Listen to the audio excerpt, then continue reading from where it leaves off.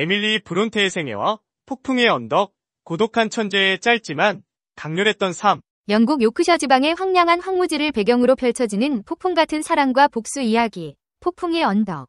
이 작품은 에밀리 브론테라는 이름을 문학사에 영원히 새겨 넣었다. 하지만 그녀의 삶은 소설 속 히스클리프만큼이나 고독하고 쓸쓸했다. 30년이라는 짧은 생애 동안 단 한 편의 소설만을 남겼지만 그 작품은 시대를 초월한 감동과 울림을 선사하며 오늘날까지도 수많은 독자들의 사랑을 받고 있다. 1818년 영국 요크셔 지방의 작은 마을 손편에서 태어난 에밀리 브론테는 목사였던 아버지 패트릭 브론테와 어머니 마리아 브레넬 사이에서 6남매 중 5째로 태어났다. 어린 시절 에밀리는 어머니를 잃고 황량한 자연 속에서 자랐다. 가족들은 상상력이 풍부했고 에밀리는 언니 샬럿, 동생 앤과 함께 가상의 세계를 만들어 이야기를 쓰고 놀았다. 이러한 경험은 에밀리의 문학적 재능을 키우는데 중요한 역할을 했다. 1847년 에밀리 브론테는 필명 앨리스 벨로 폭풍의 언덕을 출간했다. 이 작품은 출간 당시에는 호평을 받았지만 시간이 지나면서 그 가치를 인정받아 오늘날에는 영문학을 대표하는 고전으로 자리 잡았다. 폭풍의 언덕은 19세기 영국 사회의 계급 갈등과 여성의 억압된 욕망을 날카롭게 파헤치며 인간 내면의 어두운 심연을 섬세하게 묘사했다. 혁신적인 구성과 문체. 폭풍의 언덕은 복잡한 시간 구성과 다양한 화자의 시점을 통해 이야기를 전달하는 독특한 구성 방식을 사용했다. 또한 시적인 문체와 강렬한 감정 표현은 독자들에게 깊은 인상을 남겼다. 입체적인 캐릭터, 캐서린과 히스클리프는 사랑과 증오, 복수와 용서라는 복잡한 감정을 가진 입체적인 캐릭터로 독자들에게 깊은 공감과 연민을 불러일으킨다.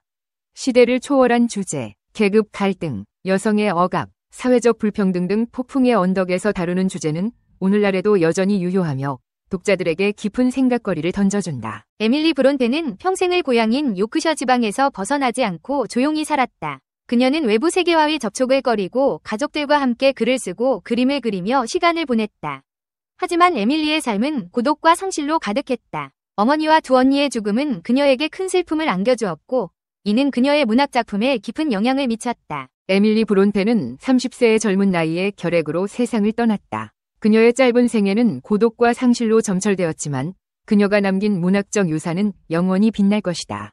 오늘날 에밀리 브론테가 살았던 하워스 마을은 브론테 자매의 삶과 작품을 기리는 박물관으로 운영되고 있으며 폭풍의 언덕의 배경이 된 요크셔 황무지는 수많은 관광객들의 발길이 끊이지 않는 명소가 되었다. 에밀리 브론테는 19세기 빅토리아 시대의 엄격한 사회적 규범 속에서 여성 작가로서 겪었던 어려움을 극복하고 자신의 목소리를 당당하게 드러냈다. 그녀의 작품은 여성의 억압된 욕망과 자유를 향한 갈망을 솔직하게 표현하며 여성 문학의 새로운 지평을 열었다. 폭풍의 언덕은 영화, 드라마, 연극 등 다양한 형태로 재해석되며 에밀리 브론테의 문학적 유산은 영원히 기억될 것이다. 에밀리 브론테의 폭풍의 언덕. 폭풍의 언덕은 나이 30의 폐병으로 요절한 영국의 여류 작가 에밀리 브론테가 죽기 1년 전 1847년에 발표한 유일한 작품이다. 셰익스피어의 리어왕, 멜빌의 백경과 더불어 영어로 쉬어진 3대 비극으로 꼽히는 이 소설은 대단히 복잡한 구성을 하고 있다. 두 사람의 나레이터가 등장하는 회상체의 형식이고 2시간이 서로 교차하며 2대에 걸친 사람들의 비극이 담겨져 있는 것이 바로 그 점이다.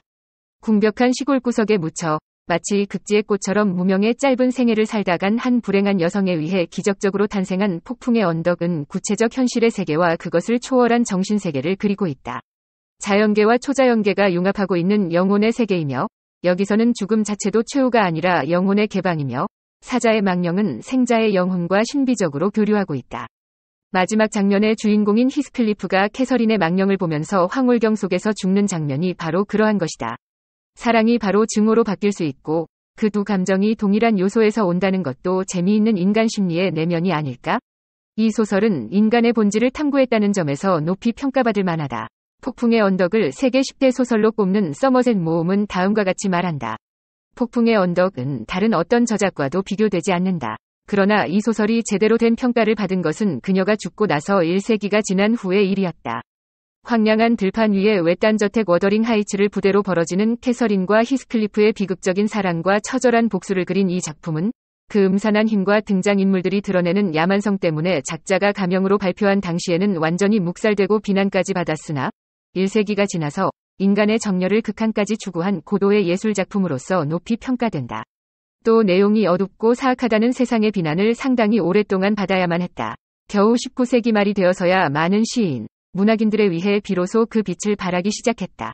그리고는 마침내 현대 최고의 소설 중 하나라는 평가를 받기에 이르렀다. 그렇다 하더라도 이러한 작품이 시골 구석에 묻혀 단조롭게 살아온 한 여성에 의해 씌워졌다는 것은 당시 사람들을 대단히 놀라게 했고 심지어 의혹을 품게 했으며 또 갖가지 억측조차 낳게 했다. 브론테 자매가 살던 산지의 외딴 저택 근처에 폭풍의 언덕이 있다. 주인 안쇼는 아들 힌들리와 딸 캐서린과 살고 있다. 안쇼는 어느 날 기아를 데려다 히스클리프라 이름 짓고 가족과 함께 키운다. 세월이 흘러 안쇼가 죽자 히스클리프는 힌들리에게서 심한 학대를 받는다.